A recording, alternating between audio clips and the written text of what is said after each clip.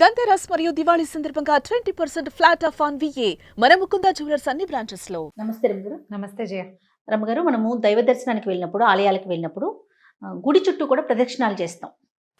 ఒక్కొక్క దేవుడికి ఒక్కొక్క విధంగా చేస్తాం. అసలు దీని యొక్క ఆంతర్యం ఏంటండి? దేవాలయాల్లో ప్రదక్షిణలు అంటే దేవాలయం అనేది శక్తి కేంద్రం, ఒక శక్తి కూటమి. మామూలు సాధారణ దేవాలయాలు కాకుండా ధ్వజస్తంభం ఉన్న దేవాలయంలో తప్పకుండా ప్రదక్షిణ చేయాలని చెప్తారు. మందిరాల్లో ప్రదక్షిణలు సాధారణంగా కనపడవు మనకి.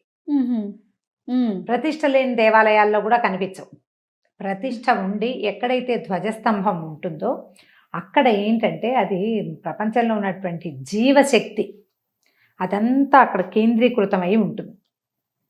మంత్రంతో ఈ ప్రతిష్ఠ చేసినప్పటికీ మంత్రాలతోటి ప్రతిష్ఠ చేసిన మూర్తి యొక్క దాని మూర్తిమంతత్వం ఎట్లా అంటే ఊరికే ఒక విగ్రహాన్ని తెచ్చి అట్లా పెట్టేయరు. ఓ విగ్రహాన్ని తెస్తే దాన్ని చాలా రోజుల పాటు జలాధివాసం అంటే నీళ్లలో ఉంచుతారు.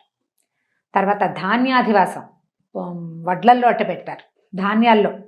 తర్వాత పుష్పాధివాసం పువ్వుల్లో అట్ట పెడతారు. క్షీరాధివాసం కూడా చేయిస్తారు. రోజు కొత్త కొత్త పాలల్లో ఉంచటం అనమాట. చాలా కాలం ఇట్లా అధివాసం చేయించిన తర్వాత మంత్రపూతంగా దాన్ని ప్రతిష్ఠ చేస్తారు ఒక దేవాలయంలో విగ్రహాన్ని. విగ్రహ ప్రతిష్ఠ ఎంత అత్యద్భుతమైంది, మహాద్భుత కార్యక్రమమో ధ్వజస్తంభ స్థాపన కూడా అలాంటిదే. ఇక్కడ భగవత్ సేవ జరుగుతోంది అని ధ్వజం ఆకాశ మార్గాన్ని కూడా, ధ్వజస్తంభాలు ఇంతంత ఉండవు, గుడిని మించిపోయి ఎత్తుగా ఉంటాయి.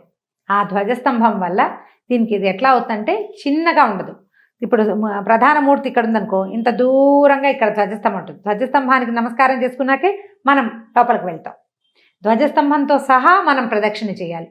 ఇది మొత్తం ఒక శక్తి కేంద్రం అన్నమాట. ఈ శక్తి కేంద్రంలో మనం ఇట్లా కనుక ప్రదక్షిణ చేస్తే ఏమవుతుంది, ఒక అయస్కాంత తరంగాలు ఉంటాయి, శక్తి తరంగాలు ఆలయం చుట్టూత.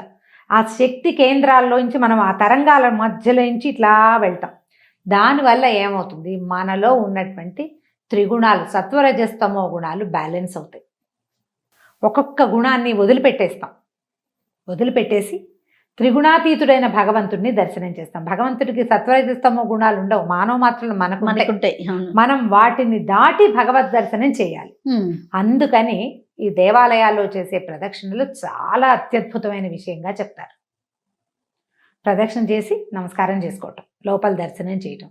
ఒక్కొక్క దేవాలయంలో ఒక్కొక్క విధి చెప్తారు. శివాలయంలో ఒక ప్రత్యేకమైన విధానం ఉందంటారు. ప్రత్యేకమైన విధానం. సాధారణ దేవాలయాల్లో మామూలుగా అయ్యవారు మన విష్ణు ఆలయం కానీ, అమ్మవారి ఆలయంలో, వినాయకుడు దేవాలయంలో, ఆంజనేయ స్వామి దేవాలయంలో ధ్వజస్తంభం దగ్గర తొలుత ధ్వజస్తంభాన్ని పైకి తలెత్తి చూసి ధ్వజస్తంభాన్ని చూడడం, ముట్టుకునే అవకాశం ఉంటే ధ్వజస్తంభం మీద చేతులానించి నమస్కారం చేయడం. అక్కడి నుంచి మనం కుడివైపుగా ఇలా తిరుగుతాం, ప్రదక్షిణ మార్గం ఇలా తిరిగి మళ్ళీ ధ్వజస్తంభం చుట్టుకుని తిరగాలి మొత్తం. ఈ మూడోసారి కూడా మనం ధ్వజస్తంభాన్ని కంటే ముందు నుంచి వెళ్ళిపోకూడదు, ధ్వజస్తంభాన్ని దాటి మనం లోపలికి వెళ్ళాలి. ఇదొకటి. అక్కడి నుంచి కొన్ని చోట్ల అంతరాలయంలో మనం గర్భాలయంలో తిరిగేందుకు కూడా అవకాశం ఉంటుంది. ఈ తిరిగేటప్పుడు భగవంతుడికి ఎదురుగుండా వారి యొక్క వాహనాలు కనపడుతుంటాయి మనకి. ఇలా మన పరమేశ్వరుడి శివాలయంలో ఏమో నందీశ్వరుడు కనిపిస్తాడు, కొన్ని అమ్మవారి ఆలయాల్లో సింహం కనపడుతుంది, ఆంజనేయ స్వామి ఆలయాల్లో ఒంటె కనపడుతూ ఉంటుంది. మధ్యలోకి వెళ్ళకూడదు, స్వామికి ఆ వాహనానికి మధ్యలో నుంచి వెళ్ళకూడదు. ఆ వాహనం ఏంటి తదేకంగా భగవంతుడిని దర్శించుకుంటూ ఉంటుంది. నందీశ్వరుడు శివుడికేసి తాదాత్మ్యంగా చూస్తుంటాడు తదేక దృష్టితో, వారి మధ్యలోకి వెళ్ళకూడదు. అందుకని ఏం చేయాలి, ఇప్పుడు ఆ విష్ణువాలయాలు ఎదురుగుండా గరుడాళ్వారి విగ్రహం ఇది కానీ ఆంజనేయ స్వామిది కానీ కనపడుతుంది. అప్పుడు కూడా మనం ఏం చేస్తాం, మొత్తం చుట్టుకుని వస్తాం. అవును, వీరి మధ్యలోకి రాకూడదు, ఆ మధ్యలో నిలబడకూడదు. మనం స్వామికి ఎదురుగుండా నిలబడితే మన వెనకాల ఆంజనేయ స్వామి మన వీపు చూడకూడదు. అందుకని పక్కకి తిరిగి కూర్చుంటాం. దేవాలయాల్లో గమనించండి, సైడ్కి ఇట్లా ఇలా నిలబడతాం. ఎదురుగుండా స్వామి ఉంటారు, ఇక్కడేమో ఆ వాహన ఎవరైతే ఈ ఎవరు అక్కడ ఉంటే అంటే గరుడాళ్వారు ఉంటారా, ఆంజనేయ స్వామి ఉంటారు, వాళ్ళు నేరుగా భగవద్ దర్శనం చేసుకుంటూ ఉంటారు. వాళ్ళని డిస్టర్బ్ చేయకుండా మనం పక్కన నుంచి ఉంటాం. ఓకే అండి, అడ్డు తొలగండి అని చెప్తారు. వారిద్దరి మధ్యలోకి వెళ్ళకూడదు. ప్రదక్షిణ మొత్తానికి చేస్తాం. అయితే ఇప్పుడు మామూలు ఆలయాల్లో ఇలా ప్రదక్షిణం చేస్తాం. శివాలయాల్లో ఒక ప్రత్యేకమైన విధానం ఉంటుంది. నందీశ్వరుడికి నమస్కారం చేసి నందిని పలకరించాలి ముందు.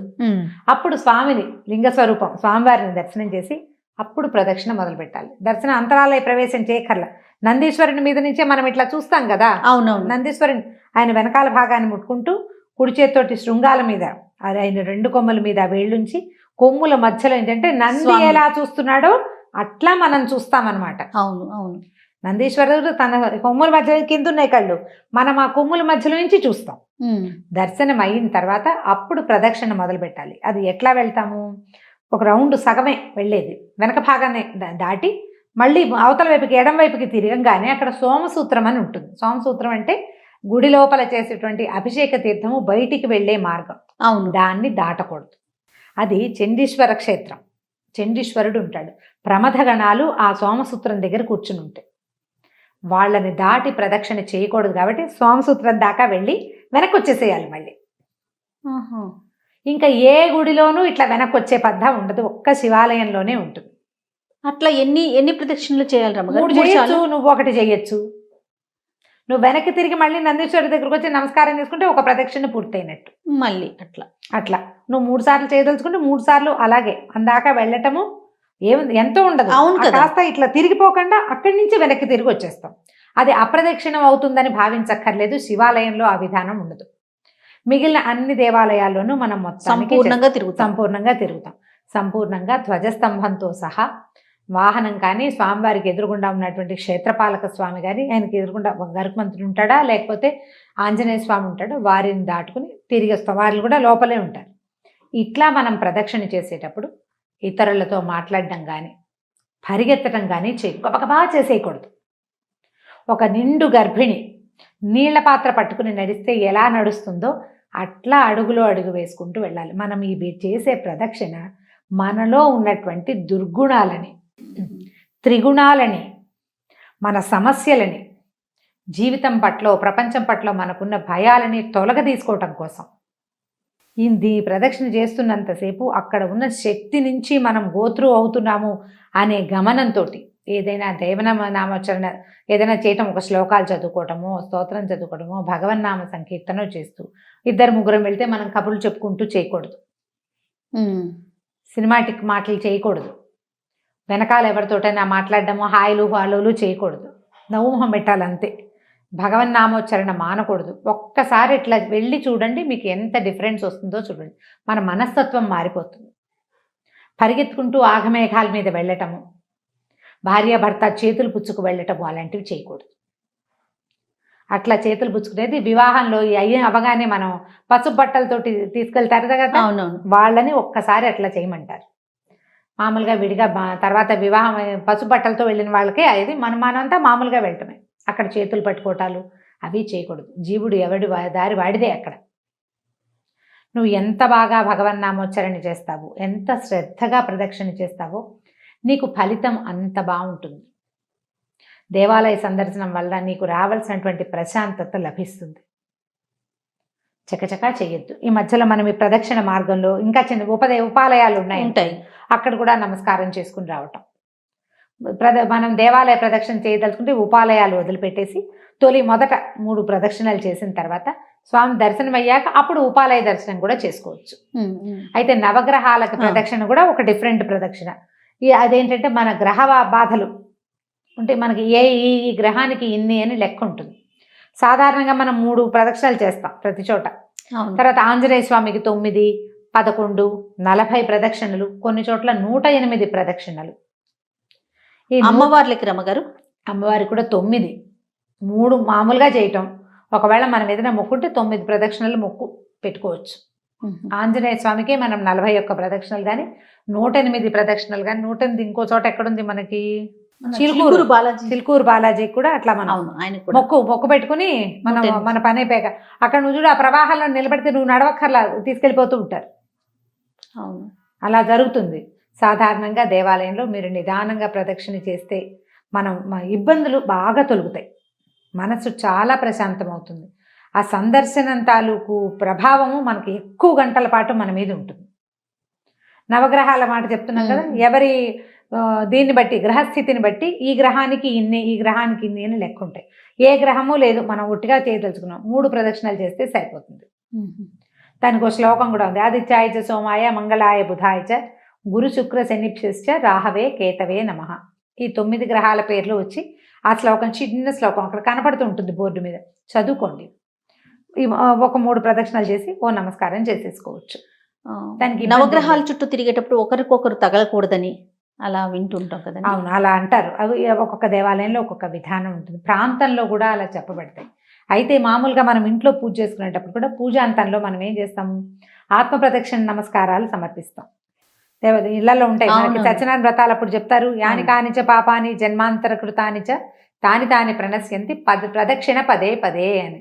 పదే పదే ప్రదక్షిణం చేయటం వల్ల ఏవైతే మనం జన్మాంతరంలో చేసిన పాపాలు ఉన్నాయో అవి నశించిపోతాయి. ఇలా దేవాలయం చుట్టూతా ప్రదక్షిణ చేసేటప్పుడు కూడా మనం ఆ శ్లోకాన్ని తలుచుకోవచ్చు. ఆత్మ ప్రదక్షిణ నమస్కారాలు భగవంతుడికి సమర్పిస్తాం. ఈ చేసే ప్రదక్షిణలు దేవాలయంలో కూడా మన జన్మాంతరాల్లో ఉన్నటువంటి ఎన్నో పాపాలని ఇవి తొలగదీస్తాయి. అవి తొలగించుకునేటప్పుడు మనలో నుంచి నెగిటివిటీ బయటికి పోయేటప్పుడు మనం ఎంత శ్రద్ధగా ఉండాలి. ఆ శ్రద్ధగా గనక ప్రదక్షిణ చేస్తే మీరు 3 చేసినా అత్యద్భుతమైన ఫలితం లభిస్తుంది. శ్రద్ధ ముఖ్యం. శ్రద్ధ చాలా ముఖ్యం. దాంతోపాటు దైవనామం ఏదైనా నామస్మరణ చేసుకోవటం.